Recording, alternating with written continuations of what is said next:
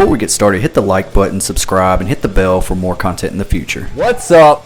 Welcome to Destination Station. As always, I'm Destin. Alright, I'm here to do my official review for Spider-Man No Way Home.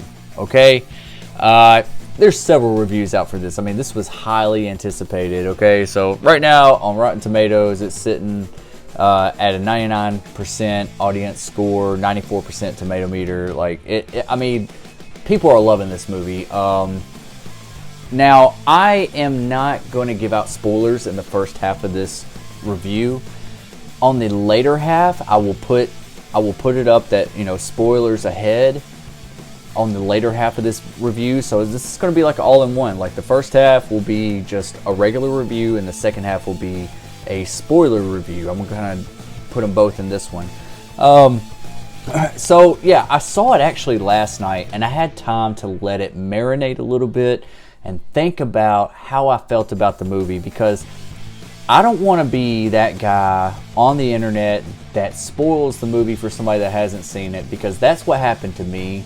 I had a lot of serious moments spoiled for me, and it took away from the effect of the movie, but that doesn't mean that it took away of how much I enjoyed it. I wish I had those big hype moments like everybody else in the theater when these moments happened. A lot of this stuff that we have been speculating for over a year now is finally here, and I have to say, like, you know, majority of it is pretty true. I will say that. You know who you are if you think what you think, you know. Really good film. This is probably my favorite Spider-Man movie out of the Tom Holland films. It picks up at the very beginning where like Spider-Man is public enemy number one. They're blaming him for Mysterio's death from the end of the last one and so it kind of picks up like almost exactly where that one left off.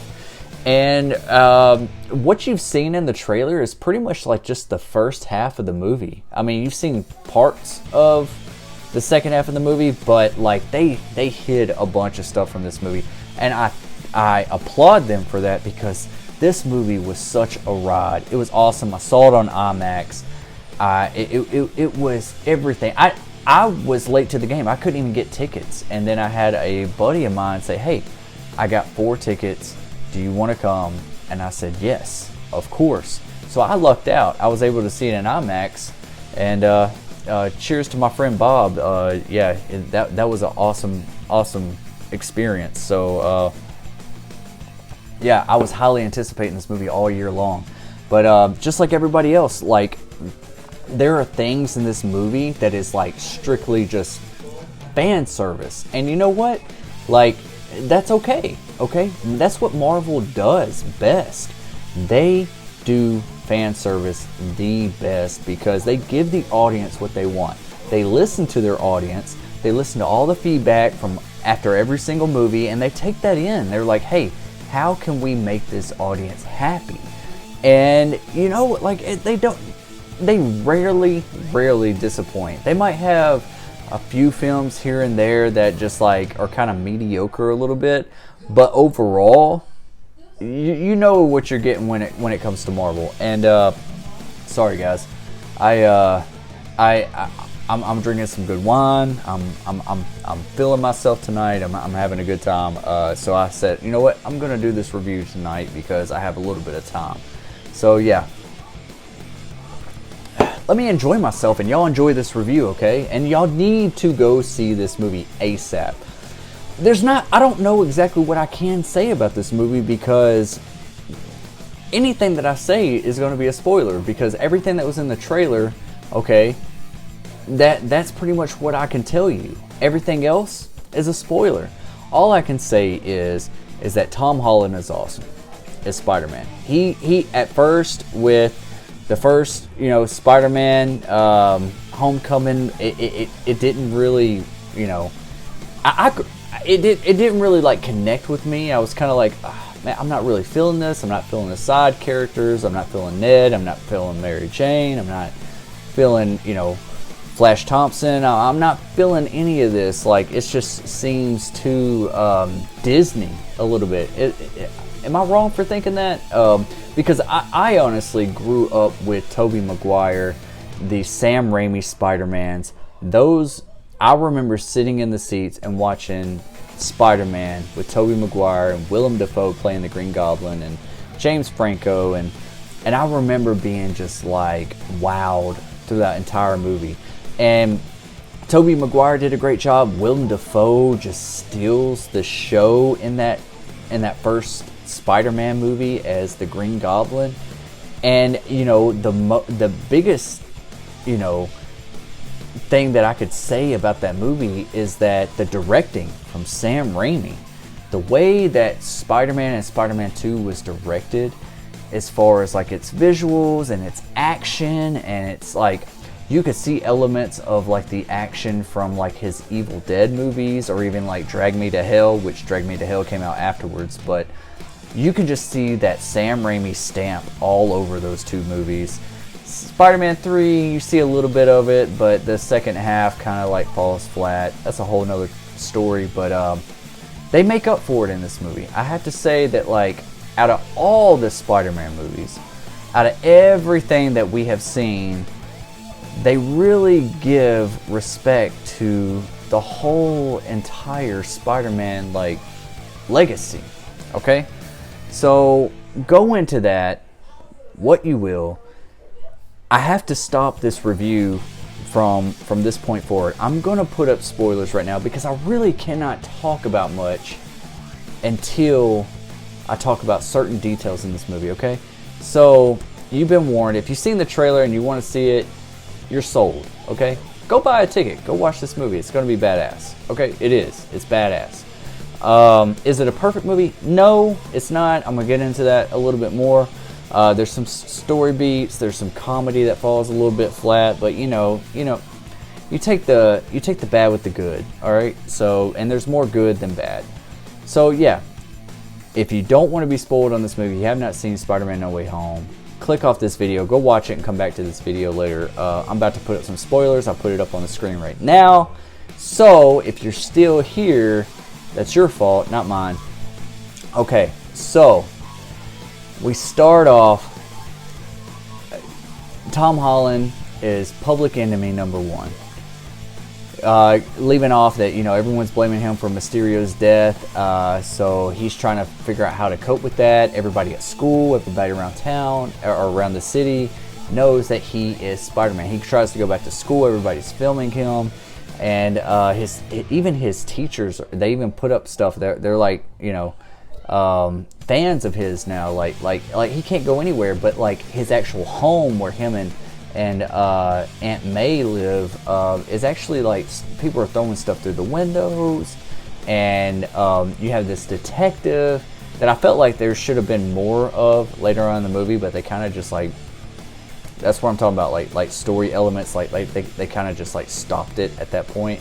But at the beginning of the movie, there was like this detective that was like sweating him really bad and talking about like he's more of a villain than a hero, and trying to make him feel guilty, so he needed to get a lawyer, right? None other do you get Daredevil himself from Netflix sitting down and having a really one-on-one scene with Spider-Man and Aunt May, and it was awesome, okay? And I was like, okay, this is cool. This is really cool. I did like that Netflix show, so they're bringing that in there. Whoa, my camera is tilting a little bit. Sorry about that. And so that was really cool. But we didn't get enough of that, okay? So it was just like fan service. They just like, let's just throw it in there. Where you think it's going to happen in the trailer, it doesn't happen. There's another scene that it happens in. So I don't know if that was like a tacked on scene after they done filmed it and they heard the reaction from the audience of like what their theories are and what they're speculating, and they're just like, oh, let's go film this extra scene, just to like give them what they want. So that's a possibility. But anyways, we get that. So they realize that they need to go somewhere safer than Aunt May's apartment. So they go to this like high tech like loft area that Happy, you know, is he can watch through their surveillance and everything, and you know Aunt May and Happy is having a relationship of some sort.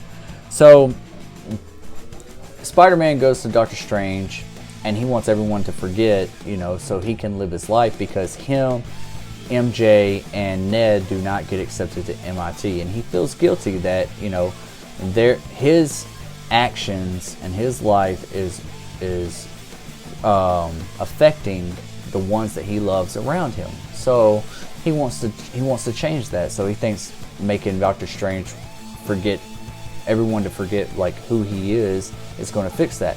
And in the middle of the spell, we see this in the trailer that he's just like, oh well, wait, can my Aunt May, can Ned, my best friend Ned, can MJ, and blah, and it kind of it messes with the spell and things go haywire. Okay, so after that, we start seeing, you know, like we saw in the trailer, we see Doc Ock come onto the bridge, and there's a little fight scene. It's pretty cool. You see most of it in the trailer, but Doc Ock actually realizes he's not Peter.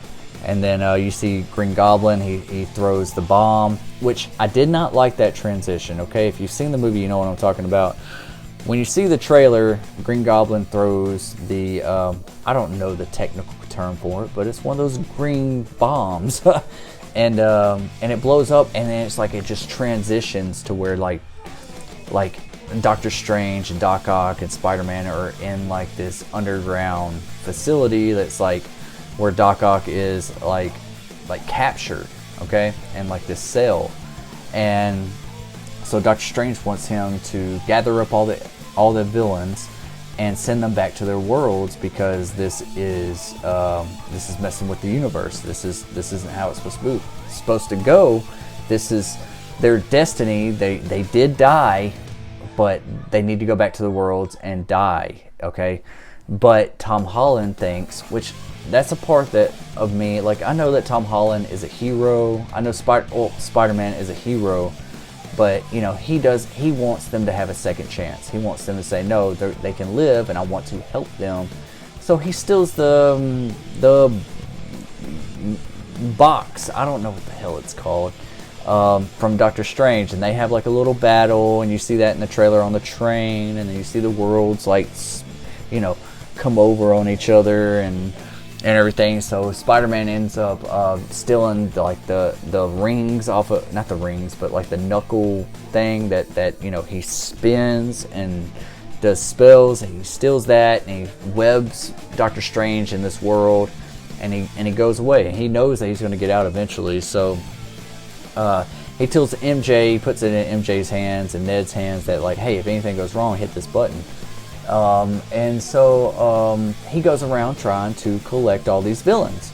Next thing you know, he runs into Electro with Jamie Foxx, and Jamie Foxx is totally different than what he was in Amazing Spider-Man 2.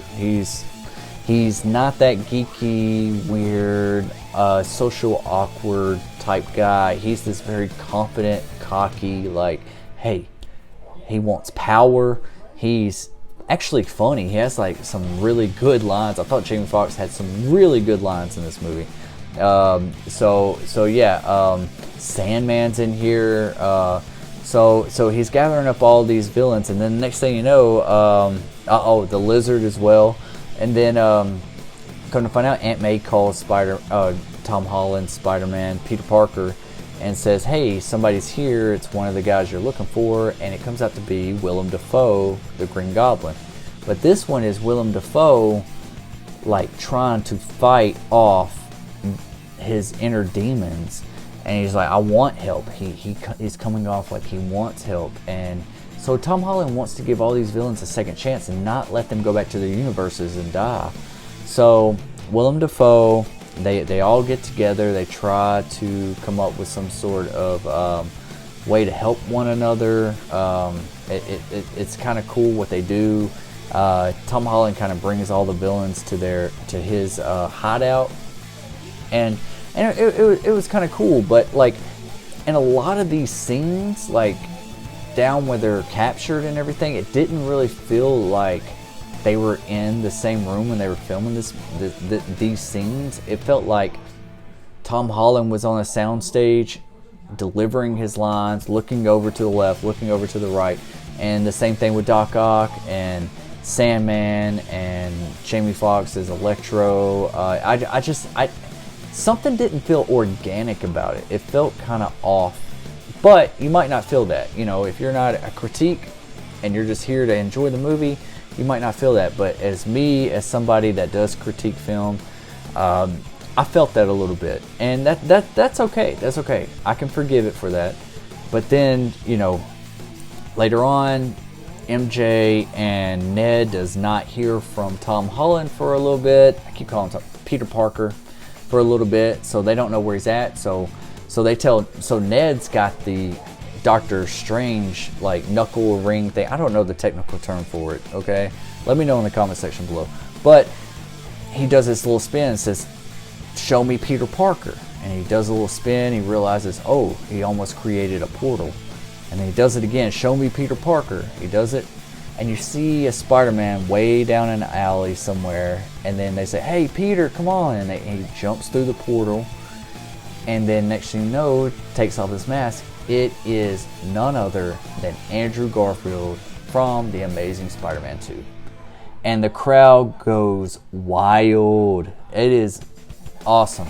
It is awesome. I mean, honestly, like it was everything that everybody wanted and everybody hoped for. And you know, Andrew Garfield has gone on record several times saying that he's not in this movie. He's not in this movie. He's a damn good actor. I don't care what anybody says about the movies of The Amazing Spider-Man 1 and 2, but Andrew Garfield's character as Spider-Man was badass. He is a damn good actor, okay? Like, I love the Tobey Maguire movies because that's what I really grew up with. But Andrew Garfield as the character of Peter Parker and as Spider-Man is amazing, okay? The movies itself, that's a whole nother topic, okay? I'm not comparing the portrayal of the character of Spider-Man to the actual directing and creation of the actual film and the outcome of everything. So yeah, I just wanted to put that out there. So anyways, Andrew Garfield's there. Then they do it again. And none other than Tobey Maguire walks through the portal.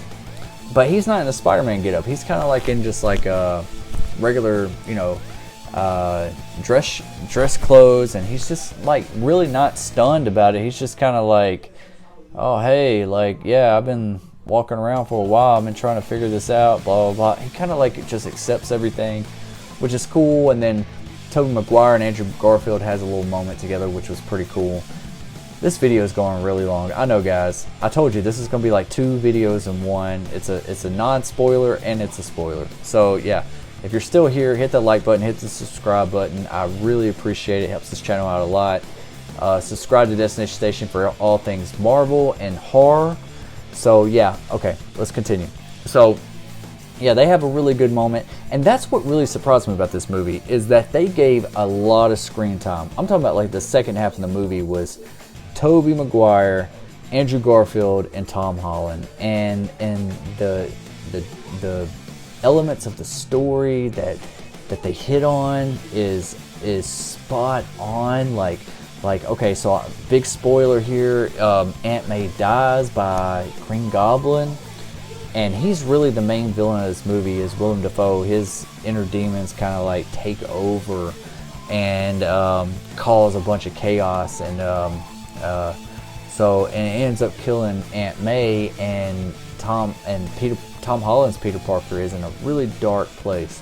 So when Mary Jane and Ned bring in Andrew Garfield and Tobey Maguire, it's like they come to his comfort and try to relate to him, because they're like, "Hey, yeah, Uncle Ben, you know, I wish I could have saved him. It's kind of my fault." You know, they feel guilty about it, and there's like a really touching moment about that, because the same thing that Aunt May tells Tobey Maguire, tells Tom Holland, is that, you know, with great power comes great responsibility. Same thing that Uncle Ben has told Tobey Maguire and Andrew Garfield. So they kind of like relate on that aspect.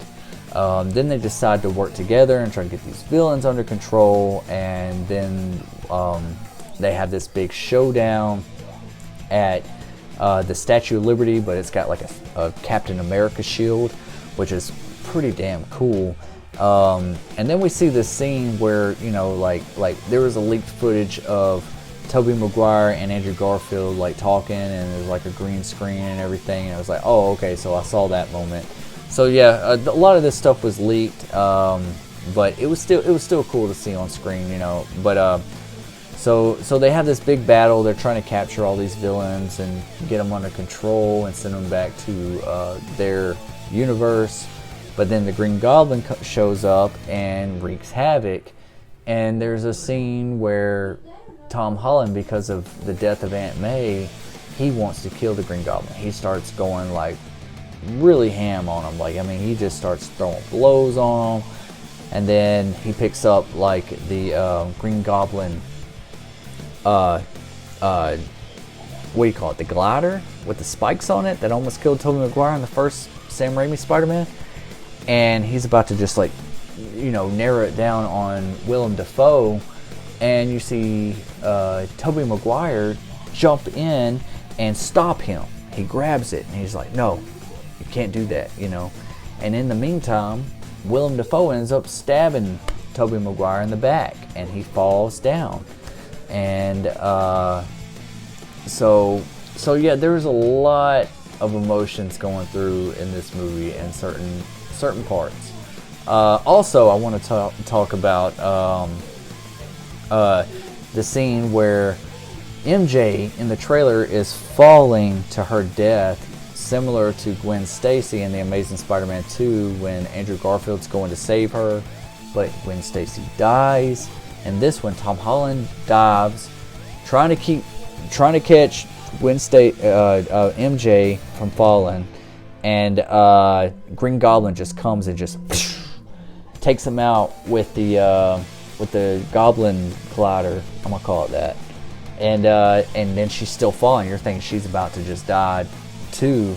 And then Andrew Garfield just dives in and scoops her up, and he's like holding her, and he's looking at her, and he's like, and like Andrew Garfield just tears up, and he's just like, she's like, "Are you okay?" And he's just like, "Are you okay?" And like man, it was awesome. It was stuff like that really fucking made the movie. It was badass.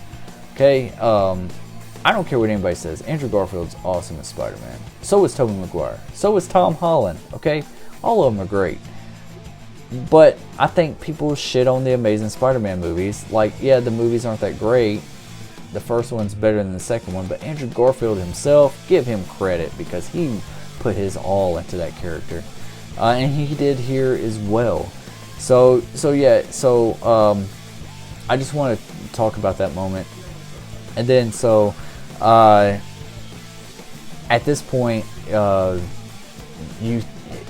Tom Holland goes to Doctor Strange at the top of the Statue of Liberty, and he's trying to control. He's like, they're all coming through, and he's trying to keep it all together. And Tom Holland, and the whole thing was about second chances, and and also that Doctor Strange kept saying, "I keep forgetting that you're just a kid. You know, we have, you know, been through battle together. We saved the universe before, but I still forget that you're just a kid." Okay, so Tom Holland kind of has a heart-to-heart and says, "Hey, make everybody forget about me." He thinks that's the only way it's going to work. I was kind of like trying to figure that out too. Like, how is that really going to work? But it works in this universe. Okay, there are certain story elements that was very questionable, and then there was some comedy that felt flat a little bit. But some of the comedy works as well. There were some good comedy moments, but there was some that just felt really flat and very forced. So Doctor Strange does. He makes everybody forget. He tells his goodbyes to Tobey Maguire, Andrew Garfield, Ned, and MJ. So and they all just kind of dissipate, and they go back to their universe. Even the villains, they all go. So then it fast forwards and it shows that Tom Holland's out on his own, got his own apartment in New York City, and he kind of watches over MJ and Ned. And he goes to see MJ at the coffee store and the coffee shop, whatever that she works at, and she has no recollection of who he is or anything. And he doesn't try to remind her. He was planning on trying to make her remind her, but he realizes that they did get into MIT school this time. And that made him not want to intervene or interfere in any of that, because he realizes, hey, I'm not going to mess up their lives. This is my life. I'm going to keep it to myself. And he's just going to watch them from afar. So he decides not to say anything. And they have a little moment, MJ and Tom Holland, and he goes off. So yeah, that's pretty much, I don't know if I'm leaving out anything, but that's pretty much everything, I think, at this point. They did touch on that, you know, maybe Miles Morales will be an upcoming movie. Maybe Andrew Garfield and Tobey Maguire will come back. That would be awesome. I want to see more of that. I want to see more. I didn't want that to end. I was like, wow, this is like, I love this and I want more of it. A lot of fan service, like I said. And then the after credit scene. Let's talk about the after credit scene. There's two of them, actually. There is one mid-credit scene, and it is no other than Tom Hardy sitting at a bar, and he's talking to a bartender about Thanos, and he's talking about in-game events of that and the snap, and he's totally confused. He's like, what are you talking about? Like, there's this, there's a purple alien. And then, it's a cool little scene, but like it shows that like where Tom Holland and Doctor Strange like made everyone forget, Peter Parker. Well, it shows where Tom Hardy he dissipates as well. So I guess he goes back to his original universe. But then in the camera just kind of zooms down, and you see a little speck of the symbiote that's part of Venom, and you see it move, and then it cuts. So I guess that's going to attach itself to somebody. I don't know if it's going to be the bartender. I don't know if it's going to be Ned. I had a theory about that. I'll do a video on that later. That it could be Ned that gets it. He is like on his Instagram and Twitter and everything. He's like trying to get really fit. For what role? If he's going to be in the next Spider-Man movie, maybe he will be a villain in the future.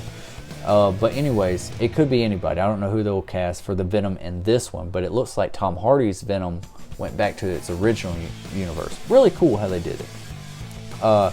So then we get the credits. The very end credit scene is not really an end credit scene.